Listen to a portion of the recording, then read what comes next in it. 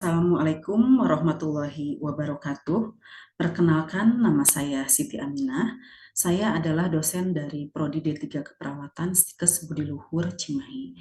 Di Prodi D3 Keperawatan, saya biasanya mengajar mata kuliah konsep dasar keperawatan, patofisiologi, KMB 1, KMB 2, dan keperawatan gawat darurat. Pada kesempatan kali ini, saya akan menjelaskan mengenai mata kuliah yang saya ampu adalah yaitu mata kuliah keperawatan medikal bedah 1 atau KMB 1. Mata kuliah KMB 1 ini merupakan salah satu mata kuliah inti dalam keperawatan yang dipelajari di semester ganjil, yaitu semester 3 Prodi D3 Keperawatan Stikes Budi Luhur Cimahi. Dengan bobot SKS yaitu 4 SKS yang terdiri dari 3 SKS teori dan 1 SKS praktek.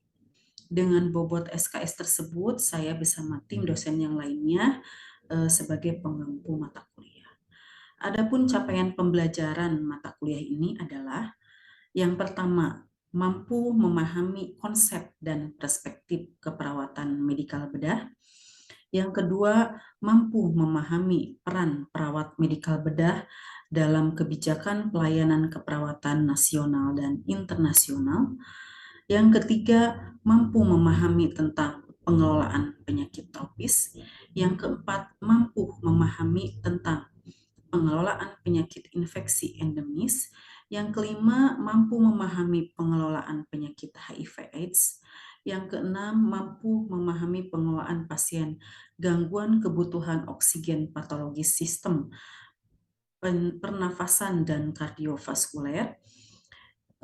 Kemudian yang ketujuh, mampu memahami pengelolaan pasien gangguan kebutuhan cairan akibat patologis sistem perkemihan dan metabolik endokrin. Kemudian yang kedelapan, mampu memahami pengelolaan pasien gangguan kebutuhan nutrisi patologis, sistem pencernaan dan metabolik endokrin. Yang kesembilan, mahasiswa mampu memahami pengelolaan pasien gangguan kebutuhan eliminasi patologis sistem pencernaan dan perkemihan.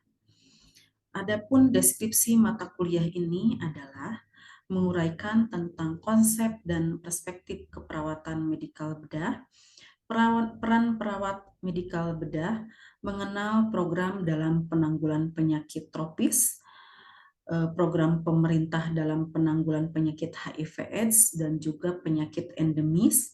Selain itu juga mata kuliah ini membahas mengenai masalah kesehatan yang lazim terjadi pada usia dewasa, baik yang bersifat akut maupun kronik yang meliputi gangguan fungsi sistem tubuh dengan berbagai penyebab patologis.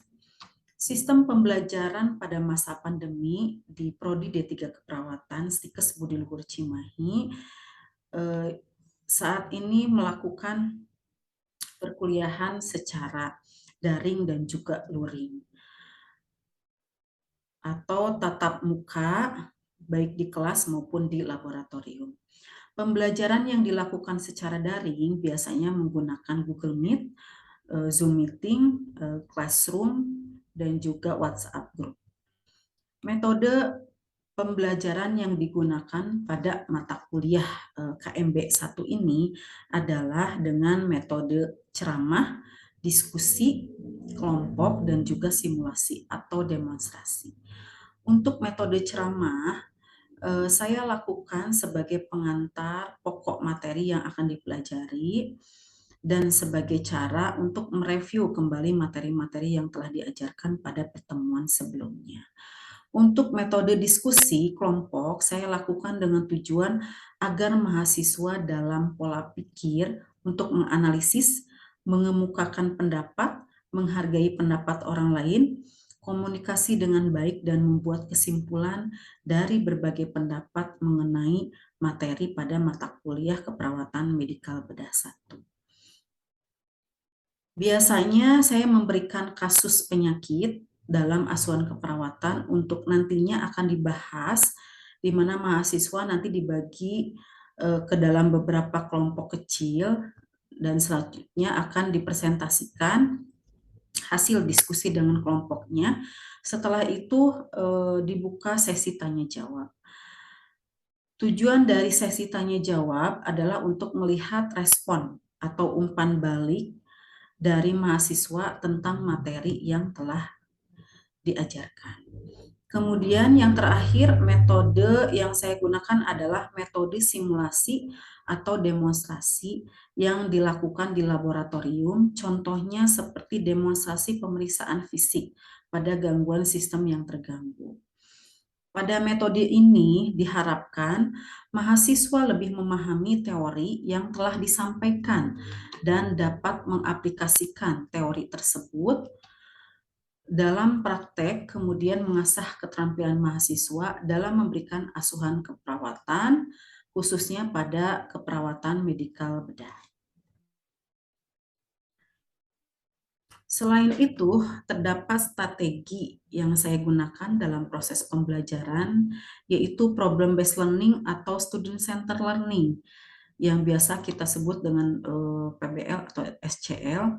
Ini bertujuan untuk memberikan ruang gerak berpikir bebas untuk mencari konsep dan menyelesaikan masalah, mengembangkan pengetahuan dan keterampilan dalam keperawatan medikal bedah. Berbagai strategi dan metode yang digunakan dalam proses pembelajaran ini bertujuan agar tercapainya kompetensi lulusan yang diharapkan sesuai dengan capaian pembelajaran lulusan yang ditetapkan. Dalam proses belajar mengajar, saya selalu mempersiapkan rencana dalam pembelajaran semester atau RPS yang akan digunakan sebagai acuan jumlah pertemuan dan topik materi yang akan disampaikan. RPS disampaikan di awal pertemuan untuk membuat kontrak perkuliahan dengan mahasiswa. Selain itu, saya juga menyiapkan bahan ajar yang berupa slide presentasi yang digunakan saat metode ceramah dan modul praktikum yang berisi daftar tilik keterampilan pada intervensi keperawatan medikal bedah 1 yang digunakan saat metode simulasi atau demonstrasi di laboratorium. Saya mengintegrasikan hasil penelitian yang saya lakukan ke dalam RPS mata kuliah keperawatan medikal bedah 1. Ini untuk dimasukkan ke dalam bahan kajian yang ditemukan menjadi bahan ajar. Untuk sistem evaluasi pembelajaran, saya menggunakan sistem penilaian 60% untuk teori dan 40% untuk praktek. Di mana untuk presentasinya 60% dalam pembelajaran teori terdiri dari yang pertama adalah kehadiran sebesar 10%, kemudian yang kedua adalah ujian tengah semester atau UTS 30%, yang ketiga adalah penugasan atau kuis 20%, dan yang keempat adalah ujian akhir semester atau UAS 40%, sedangkan untuk presentasi 40% dalam pembelajaran praktik terdiri dari yang pertama adalah kehadiran sebesar 10%, kemudian yang kedua adalah sikap 15%, yang ketiga adalah pengetahuan 15%, yang keempat adalah keterampilan 40%, dan kelima laporan asuhan keperawatan 20%. Kemudian hasil evaluasi tersebut saya infokan pada mahasiswa melalui WhatsApp group dalam bentuk tabel rekap nilai. Apabila ada mahasiswa yang memperoleh nilai yang kurang baik, akan diberikan kesempatan untuk memperbaiki nilai atau remedial pada jadwal yang telah ditentukan oleh program studi D3 Keperawatan sesuai dengan kalender akademik. Berikut saya tampilkan cuplikan video pembelajaran dan juga praktikum mata kuliah keperawatan medikal bedah 1. Warahmatullahi wabarakatuh. Waalaikumsalam warahmatullahi wabarakatuh. Ya, apakah suara saya jelas? Jelas, Ibu. Jelas, Ibu. Baik, hari ini kita akan membahas mengenai penyakit ya, HIV/AIDS, lanjutan dari materi kemarin ya, HIV/AIDS untuk di mata kuliah KMB 1 ini.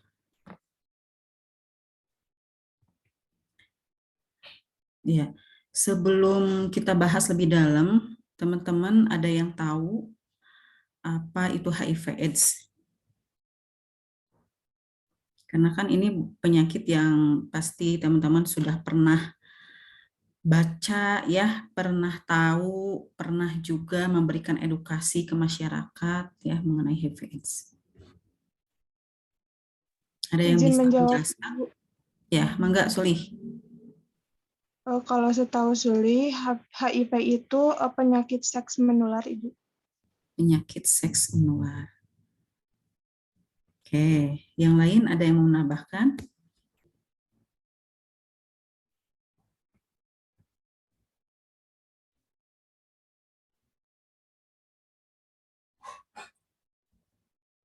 Ada yang mau menambahkan? Izin menjawab Ibu, penyakit HIV itu penyakit yang menyerang sistem kekebalan tubuh, Ibu. Penyakit yang merusak sistem kekebalan tubuh. Oke. Yuk kita lihat di sini pengertiannya ya.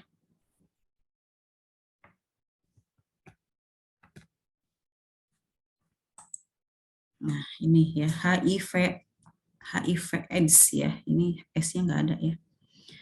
HIV singkatan dari Human Immunodeficiency Virus ya. Ini adalah virus, betul tadi ya, virus yang merusak sistem kekebalan tubuh dengan menginfeksi dan melahirkan. Makanya di gambar ini yang atas ini ya, itu adalah cara penularan yang terjadi ya pada penyakit dengan HIV/AIDS. Kalau di bawah ini bukan termasuk ya penularan ya, seperti salaman, menggunakan alat makan bersama-sama, kissing ya, kemudian digigit nyamuk itu. Jadi yang betulnya itu cara penularannya itu dari berhubungan seksual yang memang tidak aman ya, kemudian ibu hamil dan juga penggunaan jarum suntik yang dipakai tidak steril ya, gonta-ganti dengan menggunakan jarum yang sama, kemudian transfusi darah. Selanjutnya ini adalah patofisiologi atau perjalanan infeksi HIV menjadi AIDS ya. Di sini kita ketahui bahwa HIV itu adalah nama virus ya, sehingga orang mengalami tahap menjadi AIDS. Ketika si virus masuk ke dalam tubuh, kemudian akan mengalir ya melalui darah, cairan genital ataupun ASI ya. Kemudian akan menempel di reseptor CD4-nya. Selanjutnya si limfosit T ini akan rusak ya, akan pecah. Makanya kadar limfosit atau CD4-nya itu akan mengalami penurunan. Nah, setelah itu HIV keluar dalam bentuk HIV muda karena itu si DNA-nya akan berubah ya. Nah, setelah itu kalau misalnya kadar CD4-nya itu akan mengalami penurunan ya, limfosit atau kekebalan tubuh menjadi rusak ya, otomatis tubuh akan tidak mampu lagi ya memfagosit, si kekebalan tubuh tidak mampu lagi untuk bisa bekerja ya semaksimal mungkin. Sehingga terjadi beberapa infeksi yang lain ya. Kemudian timbul gejala dan tanda klinis yang khas ya tentunya ya. Nah, ini adalah stadium klinis HIV ya menurut WHO. Jadi ada stadium 1, stadium 2, stadium 3 dan juga stadium 4. Ya kita masuk ke tadi kan stadium ya. Kita tahu bahwa seseorang pada saat sudah mulai terinfeksi atau pada saat si virus mulai masuk ke dalam tubuh ya, ini dinamakan periode jendela atau window period. Terus masuk kepada HIV positif. Nah, ini HIV positif. Jadi selangnya sebenarnya bisa berbeda-beda ya setiap orang, karena sistem kekebalan tubuh orang juga berbeda-beda ya. 1-2 tahun. Jadi kalau udah ke fase AIS biasanya si penderita si ODA tersebut itu memang tidak dilakukan terapi ya, atau dilakukan terapi tapi putus obat ya, dengan kondisi yang semakin memburuk, dengan kondisi jumlah CD4-nya yang terus menurun ya. Nah, ini tahapan infeksi HIV sampai ke AIDS tadi sudah dijelaskan ya. Jadi ada beberapa tadi menurut WHO, menurut Kemenkes, menurut lembaga khusus ya HIV. Jadi intinya mah sama. Kemudian ini adalah pemeriksaan diagnostik ya. Jadi pemeriksaan diagnostik ini untuk bisa memastikan apakah pasien diduga ya. Tentunya ini tidak gampang ya pemeriksaan diagnostik itu. Biasanya kalau di rumah sakit pemeriksaan diagnostik ini perlu dilakukan informed consent yang betul-betul pasien itu mau ya dilakukan pemeriksaan, karena efeknya nanti kalau dinyatakan positif pasien akan mengakibatkan bisa jadi ya secara psikologisnya tidak siap ya, berat juga gitu. Jadi betul-betul ini dilakukan dengan konseling ya, dan harus siap juga dengan pengobatan dan harus siap juga dengan lingkungan sekitar ya. Karena ini banyak ya kasusnya dengan kasus screening awal, makanya kenapa HIV ini dinamakan ini ya fenomena gunung es. Ada yang tahu nggak apa itu fenomena gunung es?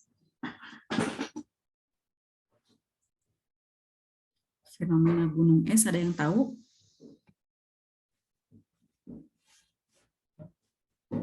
Kurang tahu, Ibu. Kurang tahu? Ya.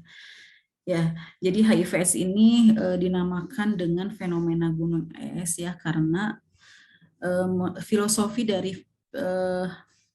gunung es itu kan terlihat dari luar itu kecil ya, tapi padahal di bawahnya itu sebagai penyangganya itu besar gitu ya.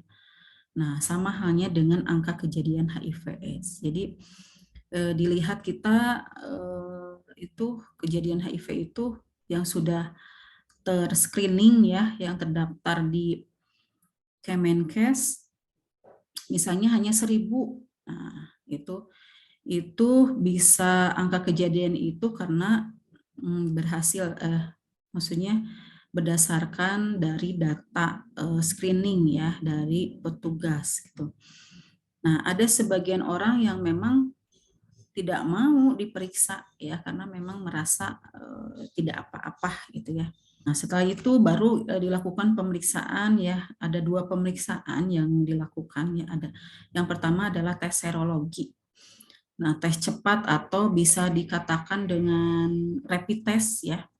Itu untuk mendeteksi antibodi terhadap HIV-1 maupun 2. Kemudian ada tes ELISA atau singkatannya enzim link immunosorbent assay. Ini berfungsi juga untuk mendeteksi antibodi untuk HIV-1 dan HIV-2 yang nantinya dipastikan dengan pemeriksaan tes Western blot ya. Jadi tes Western blot ini untuk konfirmasi secara pasti ya dari pemeriksaan ELISA gitu ya. Kemudian yang kedua adalah tes virologis dengan PCR. Nah, ini biasanya dilakukan kepada bayi ya yang baru dilahirkan oleh ibu yang positif mengidap HIV, digunakan tes ini. Yang ketiga adalah tes HIV antibody antigen yang dinamakan dengan protein P24. Ya, jadi bagian dari virus, antigen dari virus ya. Ini memang untuk bisa terbentuk berminggu-minggu ya setelah terjadinya infeksi. Nah, ini adalah gambar bahwa seseorang yang sudah terinfeksi dan tidak terinfeksi dari mulai jumlah ya dari virusnya di sini sebelum terinfeksi HIV memang tidak ada ya virusnya sama. Kemudian penata laksanaan HIV/AIDS ya. Penata laksanaan HIV/AIDS ini ada terapi suportif ya. Terapi suportif ini seperti pemberian gizi yang baik dan multivitamin. Di samping itu pemberian cairan ya yang memang mengingat bahwa orang dengan HIV/AIDS itu mengalami gangguan pada sistem pencernaan ya. Ya, selanjutnya terapi ART dengan menggunakan obat ARV ya. Terapi infeksi oportunistik pada pasien HIV yang terdapat infeksi oportunistik. Nah, biasanya infeksi oportunistik itu karena adanya penyakit karena kurangnya kekebalan tubuh ya untuk bisa melawan infeksi oportunistik. Nah, ini adalah program pemerintah dalam penanggulangan penyakit HIV/AIDS ya. Jadi pemerintah itu sudah menyusun ya di Permenkes nomor 21 tahun 2013 dengan tercapainya Tri-Zero di tahun 2030 ya. Ini antara lain tidak ada infeksi baru HIV, tidak ada kematian karena AIDS dan tidak ada diskriminasi. Jadi memang ini membutuhkan kerjasama ya dengan pihak-pihak terkait dalam mewujudkan tercapainya Tri-Zero di 2030 ini ya. Apalagi sekarang adanya pandemi ya sehingga angka kejadian AIDS ini kadang dipandang sebelah mata ya. Kita mulai. Assalamualaikum warahmatullahi wabarakatuh. Waalaikumsalam warahmatullahi wabarakatuh. Hari ini kita akan mendemonstrasikan mengenai praktek ya sistem imun ya dari mulai pemeriksaan fisik sistem imun dan juga manajemen imun ya. Terlebih dahulu kita harus tahu dulu ya. Pertama kita bahas tentang pemeriksaan kepada organ yang terganggu. Ya di dalam prosedur ya tindakan pemeriksaan akan dilakukan baru memberikan kesempatan pada pasien untuk bertanya. Itu ada di fase orientasi. Kemudian fase kerja mengucapkan bismillah. Mulai dari mengucapkan bismillah dan lakukan tindakan yang akan dilakukan. Nah, kalau di fase koordinasi ngapain?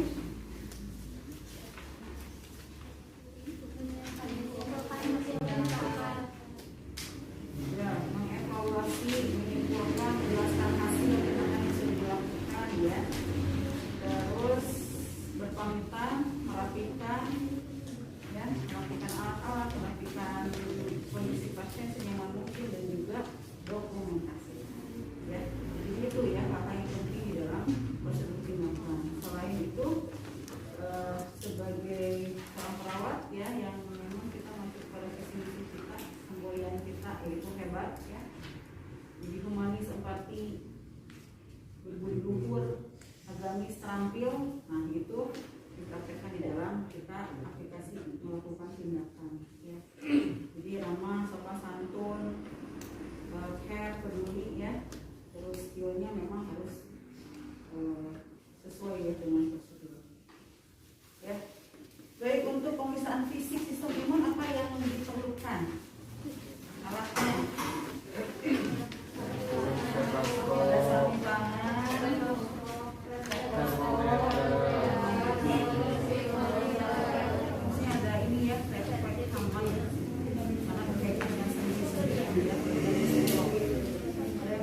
bawang nggak?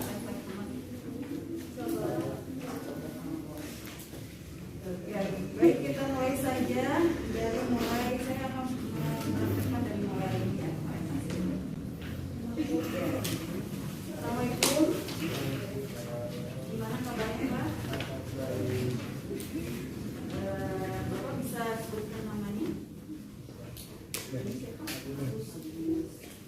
Tanggal lahirnya?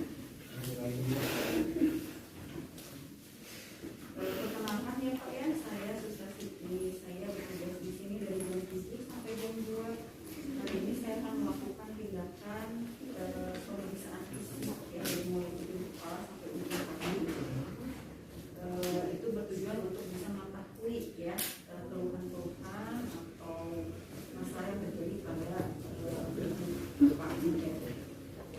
membutuhkan waktu kira-kira 15 menit.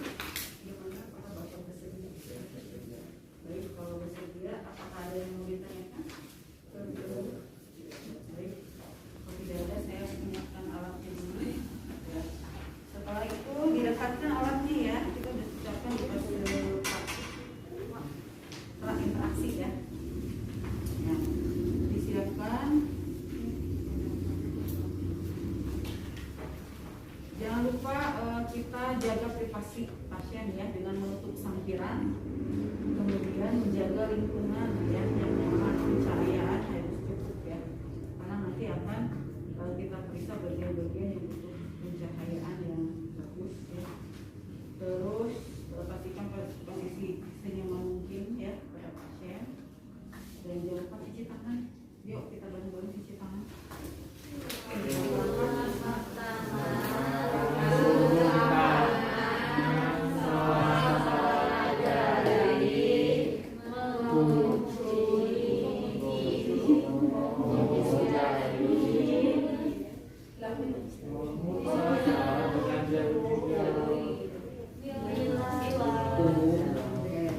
Ya, kita pakai sarung tangan ya, jadi sarung tangan ini untuk bisa melindungi ya, sebagai alat pelindung diri kita saat memeriksa pasien, apalagi di sistem imun ini ada pasien yang mengalami penyakit menular ya, seperti HIV/AIDS ya. Jadi dia meskipun tidak menular apapun penyakitnya, kita harus siap ya untuk bisa ya, jadi tetap kita harus pakai sarung tangan. Udah pakai sarung tangan, kita langsung aja ya. Nah, di sela-sela itu ada batas ya, itu yang penting. Biasanya lebih tegas dikit.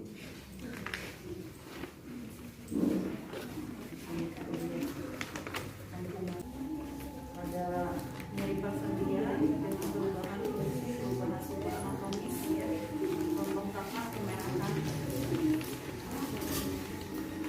Alhamdulillah sudah selesai pemeriksaannya dari mulai ujung kepala sampai ujung kaki ya.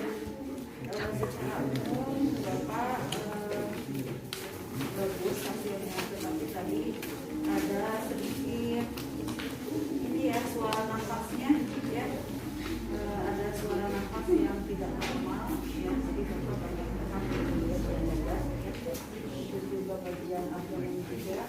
Jadi kita jelaskan ya hasil pemeriksaannya ya. Nah, terus sampai saat ini ada yang mau ditanyakan dulu? Tidak ada. Jadi kalau tidak ada, saya pamit ya. Nanti mungkin ada tindakan yang akan dilakukan ya untuk bisa mengobati sakit perut ya. Setelah itu kita posisikan senyaman mungkin ya, karena tadi ada bagian-bagian tubuh yang terbuka ya, mungkin ya. Pamitan. Baik, saya sudah selesai. Terima kasih atas kerjasamanya ya. Jika ada yang mau ditanyakan atau dibutuhkan, Bapak bisa langsung hubungi saya di stasiunnya. Saya pamit kepada. Setelah itu grafikan sudah kita dokumentasikan ya.